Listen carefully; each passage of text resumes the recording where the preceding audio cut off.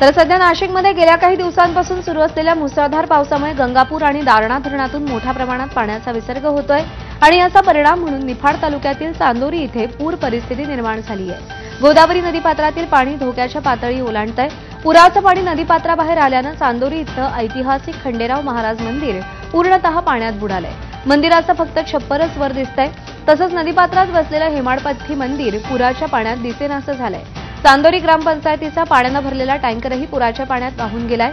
या परिस्थितीमुळे शेतांमध्ये पिकांचं मोठ्या प्रमाणात नुकसान झालंय। प्रशासनाकडून परिस्थितीवर लक्ष ठेवण्यात येत असून नागरिकांना सतर्कतेचा इशारा देण्यात आलाय। नाशिकच्या निफाडमधील सायखेडा गावाजवळ स्मशानभूमी आणि अनेक घरांना पुरानं वेढा घातलाय। इगतपुरी, त्र्यंबकेश्वर आणि नाशिक तालुक्यात होत असलेल्या पावसामुळे गंगापूर धरणात मोठ्या प्रमाणात पाण्याचा विसर्ग सुरू आहे आणि याचा परिणाम म्हणून नाशिकच्या निफाड तालुक्यातील सायखेडा इथं काही घरांना तर स्मशानभूमीला पुराच्या पाण्यानं वेढा घातलाय। प्रशासनानं नागरिकांना सतर्कतेचा इशारा दिलाय। बुलढाण्याच्या क्वीन्स नेकलेस म्हणून ओळखला जाणारा मेहकरमधील उतावळी नदीवरचा प्रकल्प ओव्हरफ्लो झाला। हा प्रकल्प यंदा ऑगस्ट महिन्यातच ओव्हरफ्लो झाल्यानं सांडव्याचं निसर्गरम्य आणि विहंगम दृश्य बघण्यासाठी परिसरातील नागरिक इथे गर्दी करतायत। या प्रकल्पाचा सांडवा हा अर्धचंद्र आकाराचा असल्यानं अतिशय सुंदर दृश्य इथे बघायला मिळतं। जिल्ह्यातला हा एकमेव प्रकल्प रॉक मेट्रिक पद्धतीनं म्हणजे या प्रकल्पाचा सांडवा हा संपूर्णतः खडकावर बांधण्यात आलेला आहे। अर्धचंद्र आकाराचा सांडवा असल्यानं आणि त्यातून वाहणारं पाणी अगदी मोत्यासारखं दिसत असल्यानं या प्रकल्पाला क्वीन्स नेकलेस म्हणूनही ओळखलं जातं। वसईच्या नालासोपाऱ्यात नाल्यात वाहून गेलेल्या व्यक्तीचा मृत्यू झालाय। 20 ऑगस्ट रोजीच्या पूरस्थितीमुळे हा व्यक्ती वाहून गेला होता। रमेश तिवारी असं मृत व्यक्तीचं नाव आहे। परिसरात साचलेल्या पाण्याचा अंदाज न आल्यानं रमेश तिवारी हा नाल्यात पडला आणि वाहून गेला। अखेर त्याच्या मृतदेहाची ओळख पटली आहे। या घटनेमुळे परिसरात हळहळ व्यक्त होतीये। पूरस्थितीतील सुरक्षेबाबत स्थानिक प्रशासनावर प्रश्नचिन्ह उपस्थित केले जात आहेत। विरारमध्ये कालपासून विश्रांती घेतलेल्या पावसानं अधूनमधून हजेरी लावलेली आहे। आज सकाळी 7:45 वाजता पावसाच्या हलक्या सरी बरसत होत्या। सध्या वसई विरारमध्ये ढगाळ वातावरण आहे। दरम्यान काही सखल भागातील सोसायट्यांमध्ये अजूनही थोड्या प्रमाणात पाणी साचलेलं आहे। बहुतांश सोसायट्यांमधील पाणी ओसरलं असलं तरी आता सोसायटीमध्ये दुर्गंधी आणि रोगराई पसरू नये म्हणून महापालिकेला सतर्क राहावं लागतंय। यवतमाळच्या राळेगाव तालुक्यातील वनोजा इथल्या स्मशानभूमीला रस्ता नसल्यामुळे अंत्यसंस्कारासाठी मृतदेह नेताना कुटुंबीय आणि ग्रामस्थांचे हाल होत आहेत। पावसाळ्याच्या दिवसात नाला ओलांडून चिखल तुडवत स्मशानभूमीकडे जावं लागतंय। 3 वर्षांपूर्वी नवीन स्मशानभूमीचं काम पूर्ण झालं, मात्र अजूनही स्मशानभूमीला जायला रस्ता नाही।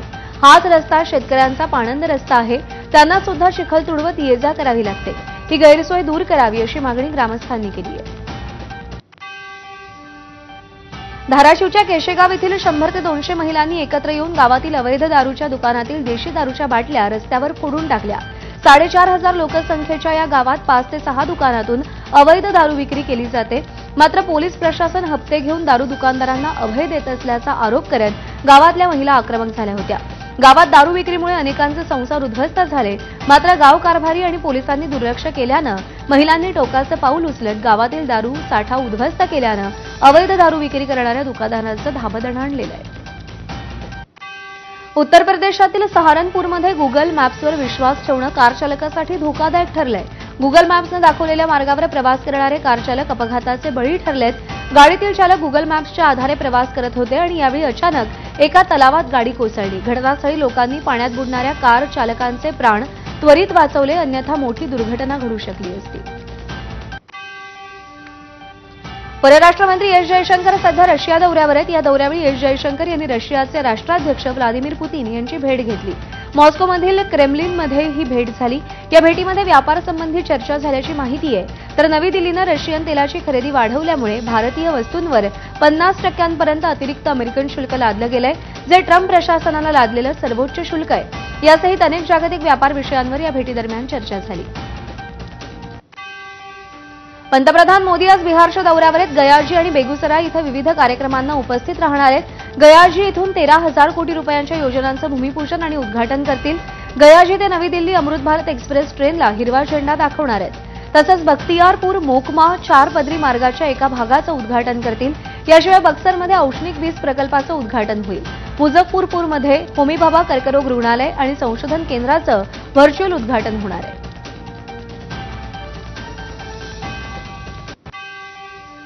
या बातम्यांसह या अपडेटसोबत बुलेटिनमध्ये एक छोटासा ब्रेक. पाहत रहा एबीपी माझा. थोडक्यात प्रस्तुत करते जीपी